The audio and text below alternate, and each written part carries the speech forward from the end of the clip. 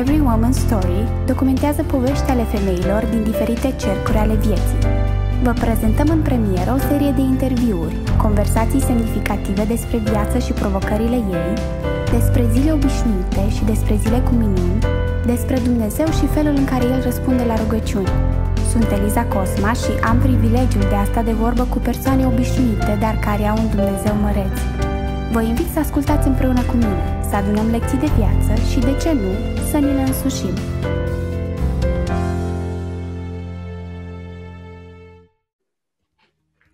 Salut! Bine ați revenit la Every Woman's Story. Astăzi stau de vorbă cu Ana Fronius. De aproximativ 4 ani de zile, familia Fronius s-a mutat în România și a crescut instant, așa cum le place și lor să zică, adăugând încă 4 membri în echipa lor, 4 copii cu vârstele cuprinse între 5 și 10 ani aproximativ. Ana, bine ai venit și mulțumesc că ai ales să stai de vorbă cu mine astăzi. Mulțumesc și mulțumesc pentru invitație. Bine v-am găsit! Cu drag!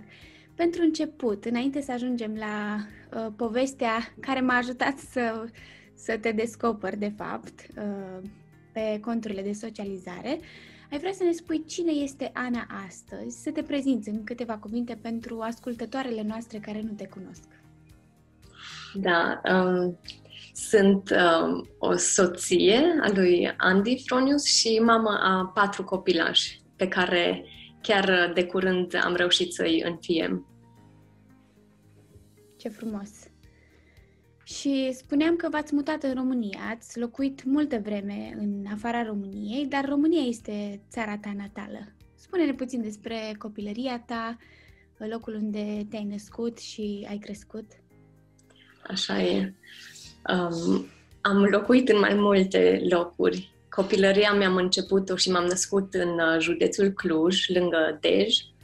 Apoi, pentru 3 ani am locuit în Germania cu familia și apoi ne-am mutat în județul Sibiu, unde și acum locuiesc. Am locuit o perioadă la țară și acum la oraș, dar într-o zonă liniștită în Mediaș.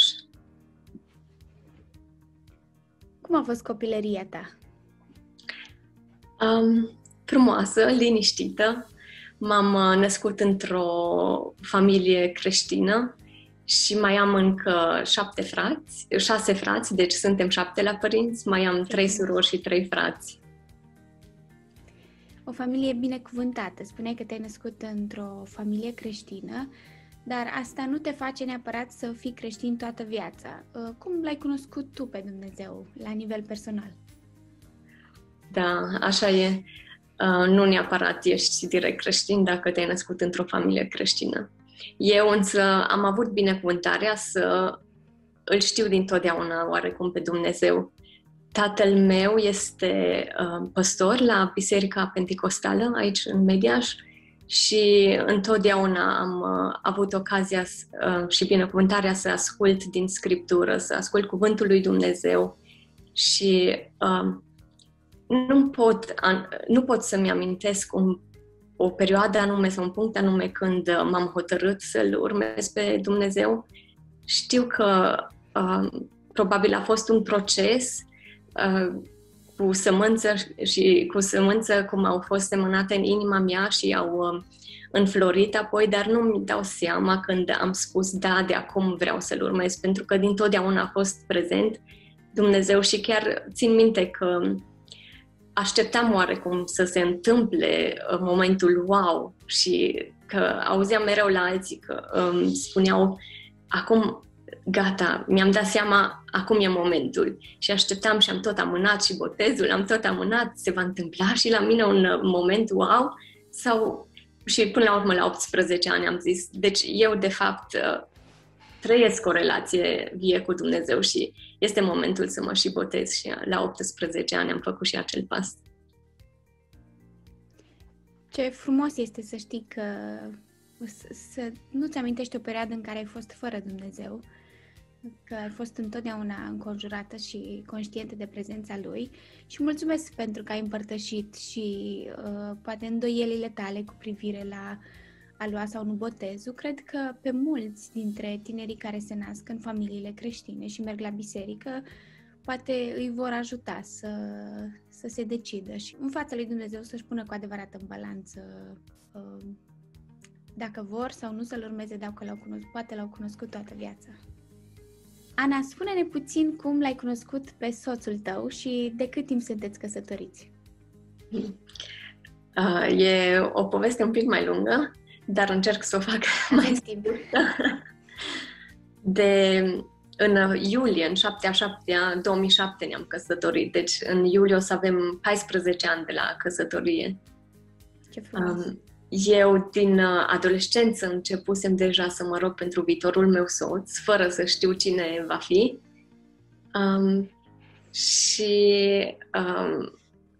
Am știut că și întotdeauna voi avea oarecum o liniște, o pace sau un semn cumva și că părinții mei vor fi de acord cu viitorul meu soț.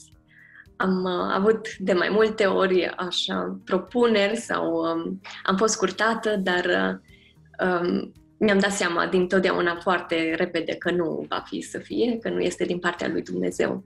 Și după ce am terminat liceul, am mers în Suedia.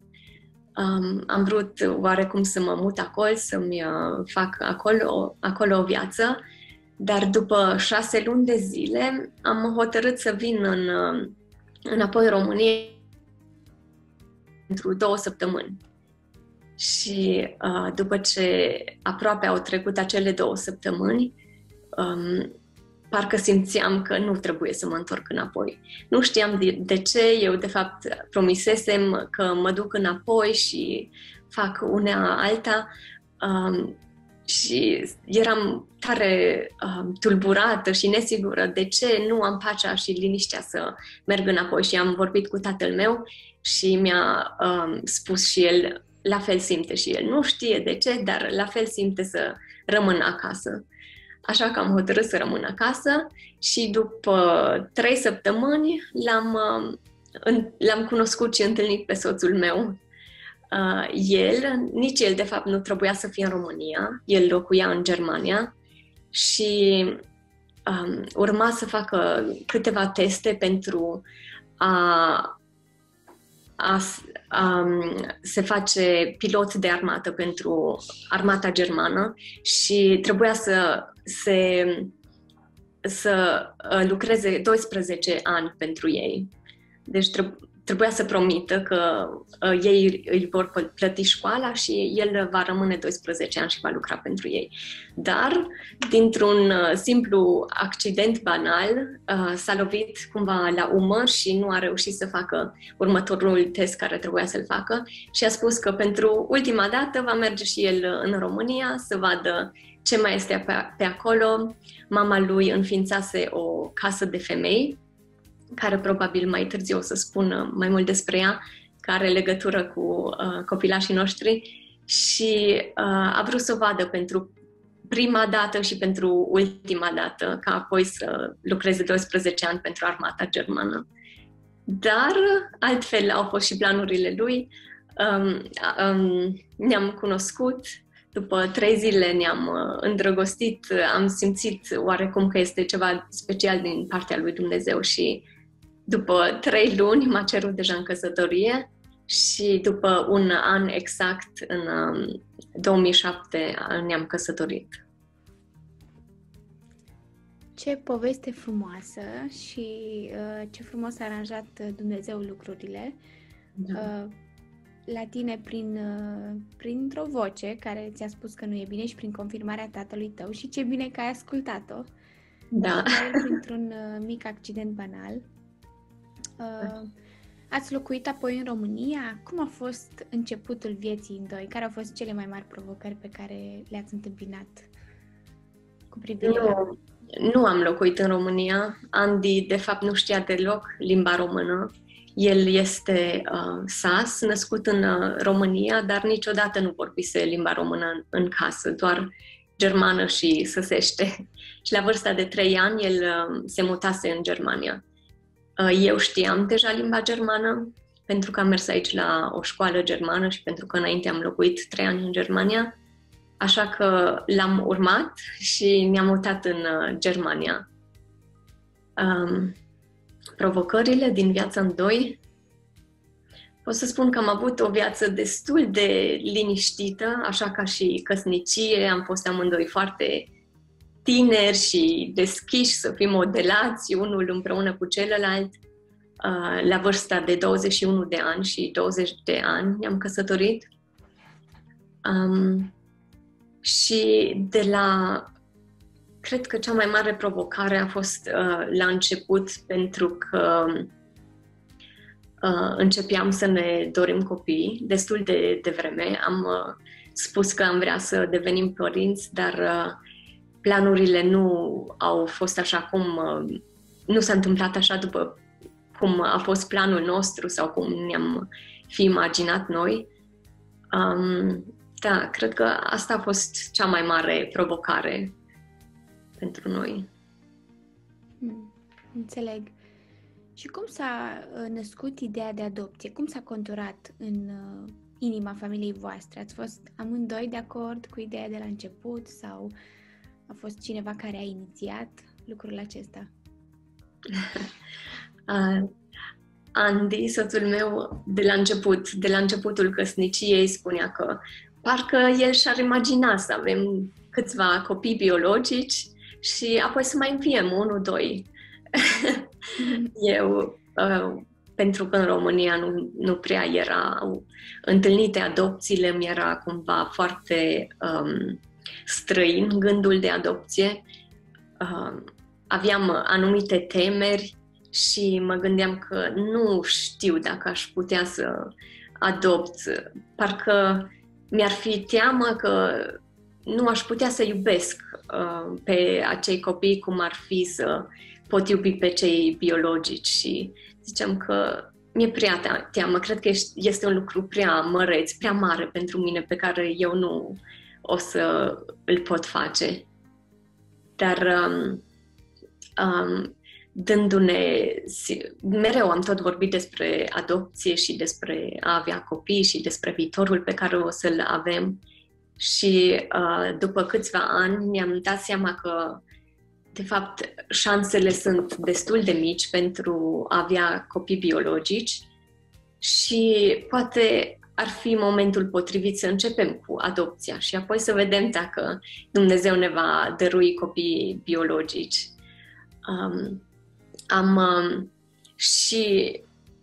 Am fi avut, de fapt, și șansele să încercăm cu ajutorul medicilor să avem copii biologici, dar pentru că deja avusesem în inimă gândul de a înfia, am spus că oarecum pentru noi ar fi o notă forțată dacă am vrea acum să mergem și să luăm ajutorul medicilor. Cumva pentru noi nu se simțea bine lucrul acesta.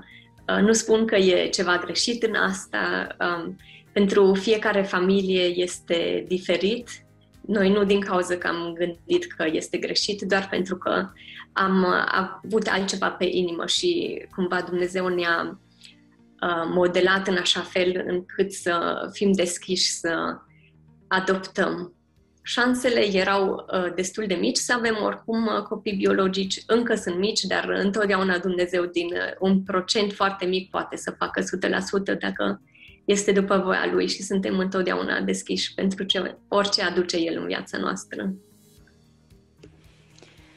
Ana, ați trecut printr-un proces greu ca familie și Dumnezeu v-a modelat în perioada asta, cred că unul pentru celălalt și în relația cu El, și s-a născut visul ăsta în voi, visul adopției, și acum iată că a și devenit realitate. Dar cred că privind în urmă, poate îți aduce aminte momente grele și poate că ai ceva de spus pentru a încuraja familiile, cuplurile, femeile care întâmpină greutăți și dificultăți în a avea copii. Cred că ați fi cei mai în măsură să oferiți o încurajare pentru ei. Când mă gândesc cum eram noi pe atunci, nu e ușor deloc să primești niciun fel de încurajare în perioadele respective. Dar ce ne-a ajutat pe noi a fost faptul că ne-am dat seama și întotdeauna ne-am rugat pentru voia lui Dumnezeu în viața noastră și pentru viitorul pe care îl vom avea și întotdeauna ne-am gândit, viața noastră nu neapărat că ne aparține nouă, am fost creați cu un scop pe acest pământ și vrem să lăsăm loc lui Dumnezeu să facă de mai mult decât ne așteptăm noi în viața noastră, să facă mai mult decât am fi noi pregătiți să facem noi cu mintea și cu inima noastră umană. Așa că am început să credem și să ne rugăm ca toate lucrurile să lucreze împreună spre binele nostru. Nu a fost ușor la început, dar mereu rugându-ne acest lucru și mereu vorbind despre asta și gândindu-ne că Dumnezeu întotdeauna are un plan mai măreț pentru noi decât cel pe care noi l-am făcut și ni l-am fi imaginat, a început să vină mai mult așa o pace în viața noastră.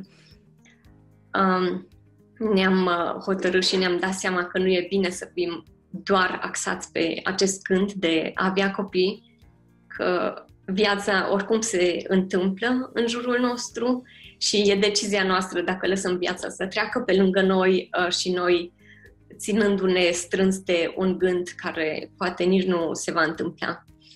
Așa că nu am lăsat loc depresiei. Știu că foarte, foarte multe mame și nu mame, foarte multe femei care nu ajung să fie mame sau bărbați care nu ajung să fie tătici, ajung să intre în depresii foarte urâte. Un mod de a nu intra în depresie este mereu de a se încrede în Dumnezeu și a crede că El are toate sub control și ar fi bine să fim deschiși pentru mai mult decât ceea ce noi ne imaginăm că este bine pentru noi. Asta ne-a ajutat pe noi foarte mult și am spus că luăm din mâna lui Dumnezeu tot ce va veni, orică va veni un copil, orică nu va veni și am continuat să ne trăim viața, să ne rugăm și apoi pe parcurs facem pașii următori pentru a putea adopta, că noi așa am hotărât până la urmă. Ce principii valoroase te-am auzit spunând acum, anume că viața noastră nu ne aparține și principiul de a-i acorda încredere lui Dumnezeu în orice circumstanță, sunt câteva lucruri așa de simple, dar care ne schimbă total viziunea, perspectiva, oriunde ne-am aflat în viața noastră și mulțumesc, Ana, pentru tot ce ai împărtășit, mulțumesc pentru deschidere și mă rog să fie o încurajare pentru fiecare persoană care trece prin perioade similare acum în viață. Iar acum aveți nu 1, nu 2, nu 3, ci 4 copii adoptați cu acte de regulă. Da. Unde ați găsit curajul de la adopția a unui copil sau, nu știu, poate a 2, să adoptați 4 copii, să fiți mamă și tată pentru 4 copii? Nu știu. Nu știu de unde am găsit curajul.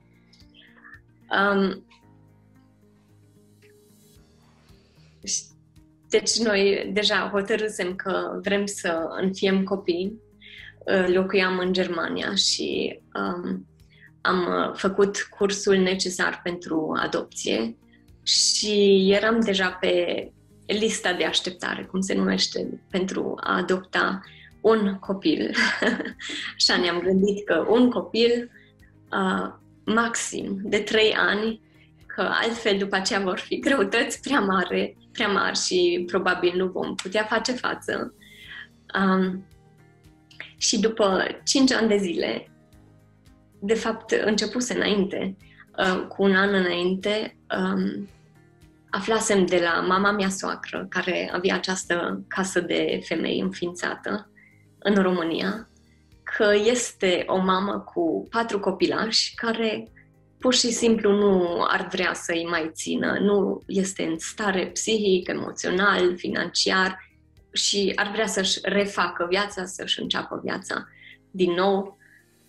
Era o mamă foarte tânără care încă nu împlinise 20 de ani și avea 4 copilași. Dar noi, din start, am respins acel gând și am spus nu, este o sinucidere, nu ne băgăm noi în așa ceva. Noi, un copilaș, poate am fi în stare să creștem. Așa că nu ne-am mai gândit noi la lucrul ăsta și ne așteptam frumos, cu minți, rândul să creștem pe listă, dar pentru că eram destul de tineri și aveam încă timp, după 30 de ani, să devenim părinți. Noi, de fapt, avusem când am depus actele, cred că 25 de ani, cam așa, cred că aveam. Da.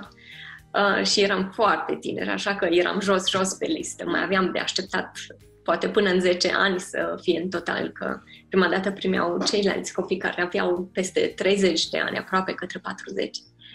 Și după 5 ani de așteptare, noi locuiam la graniță cu Elveția. Prin joburile pe care le aveam, Andy mai ales, el lucra într-o organizație misionară internațională și lucra și ca păstor de tineret la o biserică internațională în Basel. Am hotărât să ne mutăm în Basel pentru a putea lucra mai bine, pentru a putea face lucrarea mai bine. Și nu eram chiar conștienți pe atunci că, de fapt, noi atunci pur și simplu am ieșit de pe acea listă de așteptare și nu mai îndeplineam condițiile pentru a putea înfia copii în Germania. Dar nu a fost atât de dramatic. Știam că toate se întâmplă pentru un anumit scop și pentru binele nostru. Și după cam o lună de zile, poate 2, după ce ne-am mutat în Elveția, am aflat că acești copii, despre care auzisem cu un an în urmă, au fost acum dintr-o dată părăsiți. Și am fost întrebați, nu, ați vrea să vă mai gândiți odată? Primul gând a fost, nu, am mai spus așa ceva, nu vom putea face, nu este omenesc să putem face așa ceva. Și am zis, ok, dar totuși, hai să ne rugăm. Să nu spunem doar așa, nu, că până acum ne-am tot rugat pentru toate lucrurile, să ne rugăm și pentru lucrul ăsta, să nu luăm noi așa, pur și simplu o decizie, că așa vrem noi. Și ne-am rugat și Dumnezeu a început să lucreze la inimile noastre, la mințile noastre. A început cumva să ne modeleze, oarecum să ne dea curaj, dar mai mult să ne dea în crederea că El ne va conduce și că va avea grijă de toate lucrurile și că nu ne va lăsa să fim singuri în această decizie și în a fi părinți. Dar totuși și-a dat seama că era puțin prea mare ideea pentru noi și că ne era teamă să înfiem 4 copii. Și după, în timpul în care noi ne tot rugam, vorbeam, planificam, ne gândeam, ar fi posibil, am putea, mama biologică a hotărât să se întoarcă și să îl ia pe băiețel, că oarecum avea totuși nevoie de cineva. Și atunci parcă cred că a fost doar un moment de la Dumnezeu ca să ne dea nou curaj și atunci am zis, ok, 3 copii, hai că poate am reușit, mai ales dacă Dumnezeu ne arată și ne spune că ne va ajuta și ne va întări, ne va fi cu noi. 3 copii ar merge. Și în timp ce ne uitam care sunt legile, cum am putea să îi înfiem fiind în Elveția, ceea ce nu a fost posibil să îi înfiem de acolo, Au trecut încă vreo 3 săptămâni și băiețelul din nou a fost, nu l-a mai ținut nici pe el și a fost și el părăsit. Și a fost lăsat în alt oraș, în grija protecției. Și atunci a fost momentul când am zis, ok, acum ne-am dat seama, de aici nu este altă opțiune, trebuie să merg acolo. Și mi-am făcut bagajele, 2 bagaje și am mers m-am pus pe avion și m-am mutat, cred că timp de câteva zile am avut timp să zic, să-mi iau bilet, să-mi fac bagajele, să-mi îngheț anul la facultate, să-mi închei contractul de muncă pe care l-aveam. Și am venit în România cu gândul de a-l lua pe micuțul în plasament ca să nu fie despărțit de surorile lui. Ele ajunse în plasament la o persoană care lucra la Casa de Femei pentru a putea să câștigăm timp și să vedem care sunt posibilitățile de a fi înfiați. Da, am răspuns la întrebare. Da, mulțumim pentru că ai împărtășit și lucrurile astea cu noi. Nu cred că a fost ușor, dar atunci când Dumnezeu te face conștient de ceva, dacă alegi să îi spui da, cred că primești și resurse de energie și puterea de a lua așa o decizie. Nu n-a fost deloc ușor pentru tine să închei totul acolo, școală, muncă și să pleci de lângă Andy și să vii în România singură doar ca să-i cunoști pe copii. Și acolo a început totul, dar care a fost cea mai mare provocare a ta ca mamă în relația cu copiii? Cum a fost drumul de atunci încolo? Procesul a fost greu până când ați luat o decizie, da. Apoi a fost mai simplu pentru că ați fost hotărâți, dar ați început să întâmpinați provocările din viața de părinte, să vă confruntați cu tot bagajul emoțional al unor copii care știu că au fost părăsiți în mod intenționat de părinții lor.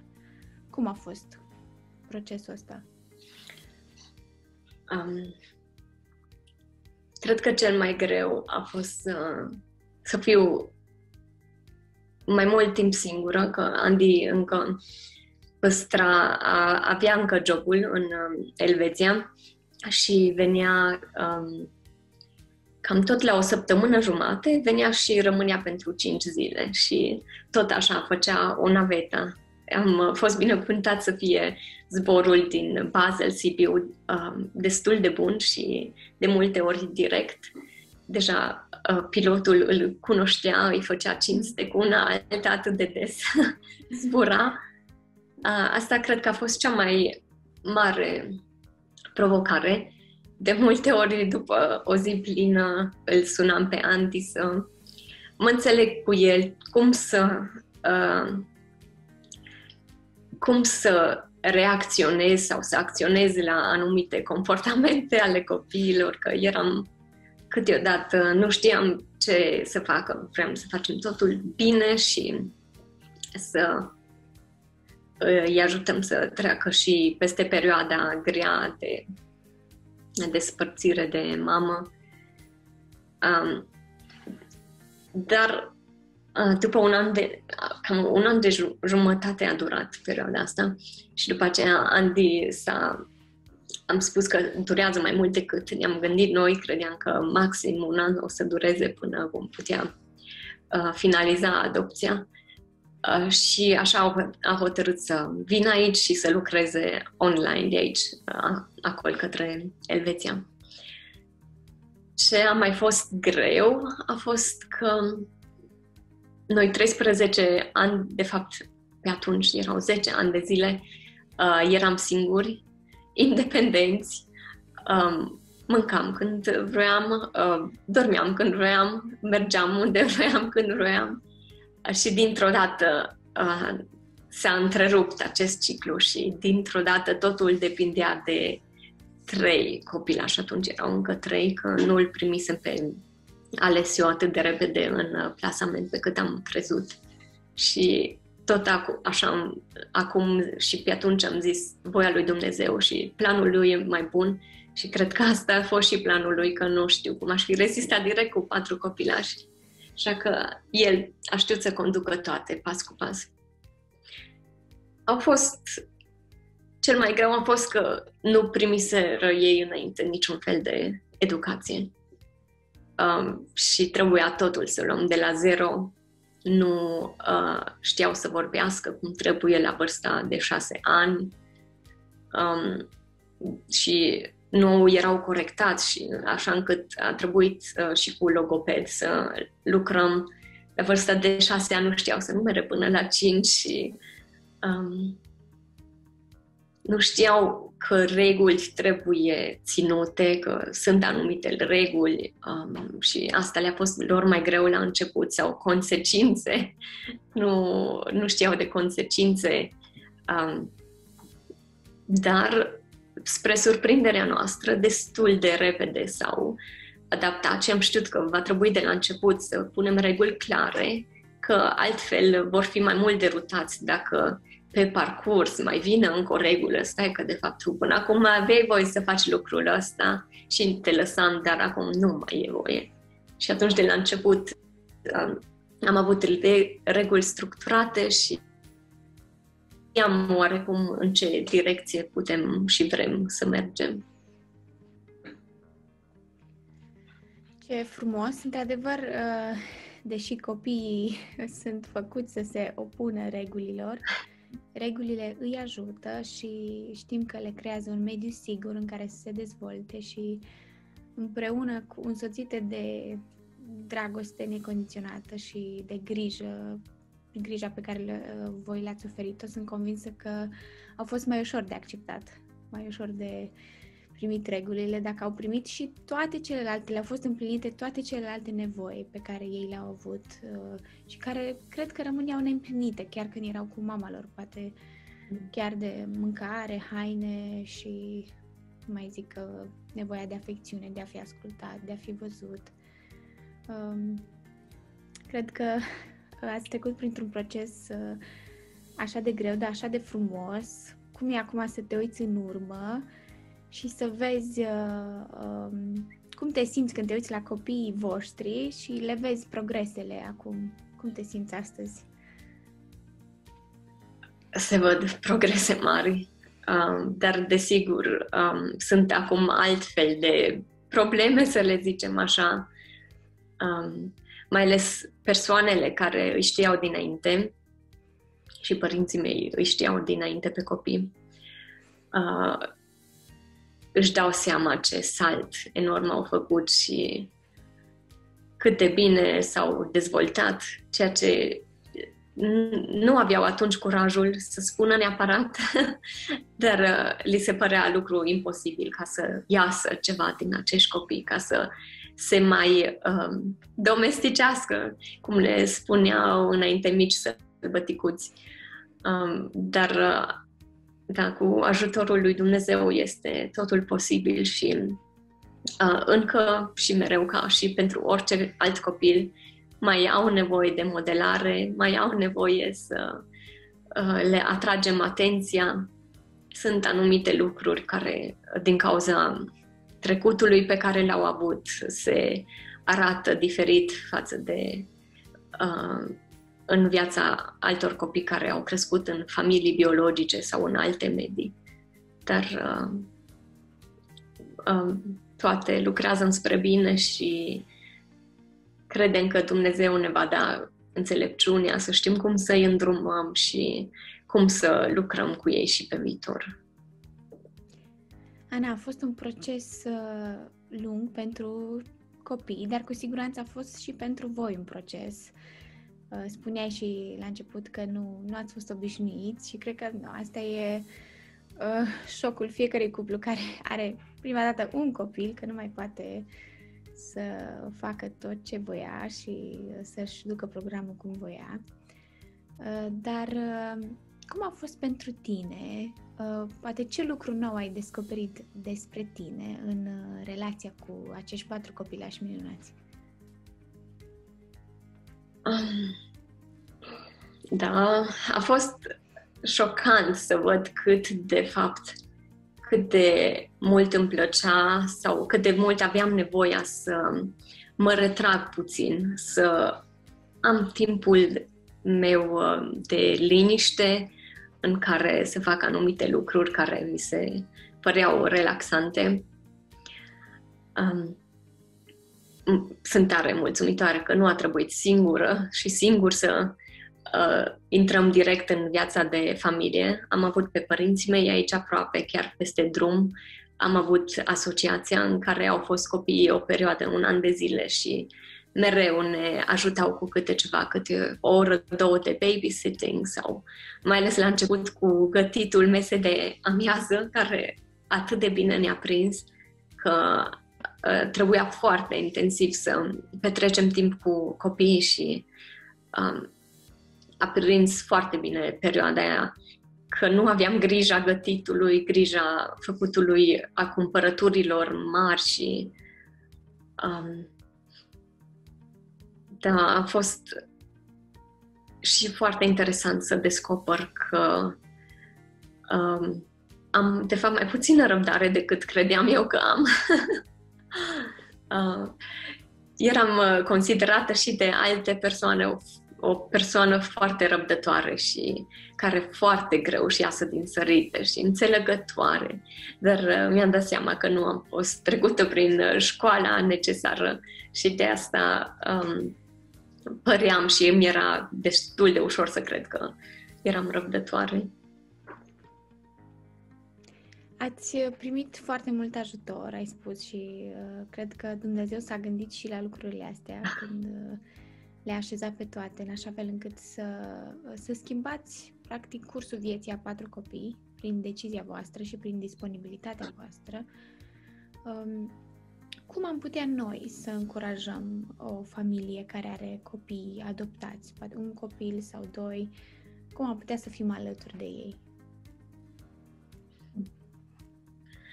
Cred că perioada de început e cea mai grea. E o perioadă foarte intensivă care ar trebui folosită pentru relația cu copiii, pentru a face lucruri frumoase împreună, pentru a citi povești împreună, a merge în excursii, pentru a-i învăța poate chiar poezii sau în cazul nostru să numere sau să-și pronunțe numele corect sau a fraților. Și la început, mai ales, cel mai mare ajutor este ajutorul fizic în casă. Un pic de spălat geamuri sau o masă gătită, dar și foarte necesar este de timpul de cuplu în 2 și e foarte bine primit ajutorul de babysitting. Foarte important este pentru că este foarte riscant în perioada adopției sau când devin părinții instant părinți să se piardă unul pe altul, să-și piardă relația și o să ajungă frustrări și certuri și nu e bine. Așa că este foarte important să își continue relația de soț și soție. Și cum menții echilibrul ăsta? Înțeleg, cu mult ajutor și cu disponibilitatea de a primi ajutor. Dar cum e la tine? Cum menții echilibru între timp pentru tine, timp pentru soț și timp cu copiii? Da, deci la început am primit ajutorul ăsta despre care vorbeam. Acum mai rar avem câte o persoană care mai duce copiii pentru o oră sau pentru o noapte la ei, prieteni de familie. Sau mama care e peste drum stă în timp ce dorm de amiază cu ei și noi mergem rapid la un masaj ușor sau la o cafea. Copiii au și de amiază un timp, cam de o oră jumătate, în care dorm sau cel puțin stau în pat și se odihnesc. Mi-am dat seama de la început că e foarte necesar timpul ăsta, nu doar pentru mine, că aveam nevoie să mă retrag puțin, dar am observat că zilele în care ei nu se odihnesc sunt mai agitați și atunci sunt și eu mai epuizată și mai nerăbdătoare. Așa că am introdus de la început un timp, ori o oră de liniște în care să stea în pat și să se uite în cărți sau să asculte câte o poveste. Și asta e și timpul în care noi, ca și cuplu, putem să mai vorbim, să bem o cafea împreună și dacă este aici în sufragerie sau la masa de bucătărie, dar dacă este liniștit și o atmosferă plăcută, tot se simte relaxant.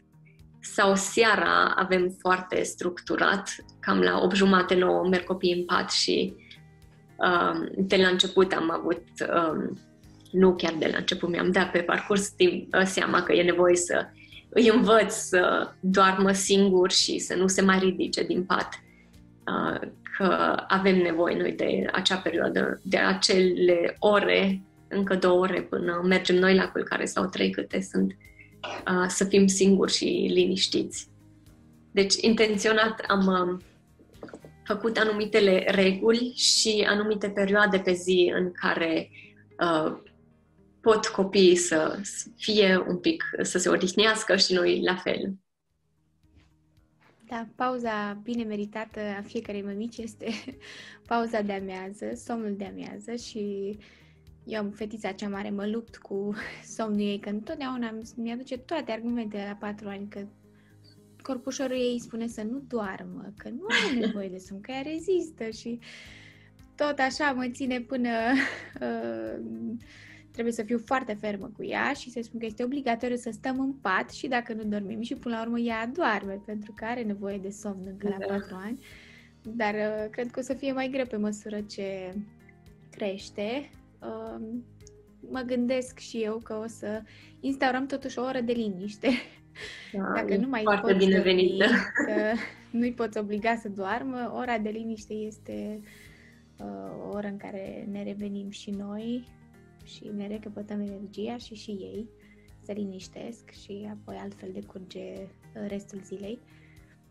Mulțumim, Ana, pentru toate lucrurile pe care le-ai împărtășit cu noi, pentru că ai fost așa de deschisă și vulnerabilă și Dumnezeu să vă binecuvinteze decizia de a fi mamă și tată pentru acești copii și să vă dea în continuare toate resursele de care aveți nevoie. În încheierea interviului nostru, ai vrea să ne lași cu o provocare pentru acest an nou în care am intrat. Nu e chiar nou, dar tot suntem la început de an.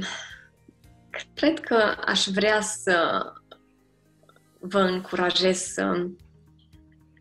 să fiți deschise pentru mai mult decât credeți voi că puteți face. Fiți deschise să riscați oarecum în a vă încrede în Dumnezeu, în a vă pune viața și viitorul în mâna Lui. Sunt anumite lucruri care credeți că vă depășesc, dar cu Dumnezeu multe sunt posibile. Și dacă îl lăsăm pe El să ne conducă, dacă îl lăsăm pe El să fie Cel care face primii pași, atunci putem face mai mult decât credem că putem face. Sunt sigură că de multe ori v-ați gândit să faceți anumite proiecte sau să luați anumite decizii, dar ați lăsat mintea fizică și omenească să decidă sau inima plină de teamă, dar încercați